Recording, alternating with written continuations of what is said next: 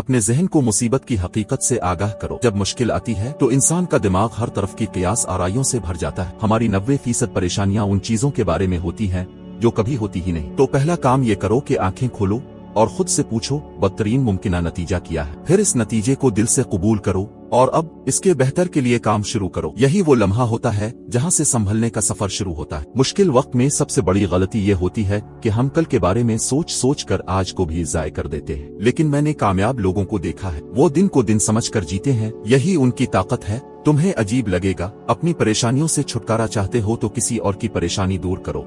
मुश्किल वक्त में किसी बीमार की इयादत, किसी को सुन लेना, किसी का हाल पूछ लेना, ये सब तुम्हारे अंदर उम्मीद वापस ला सकते हैं। शुक्रगुजार दिल परेशान दिमाग का इलाज है।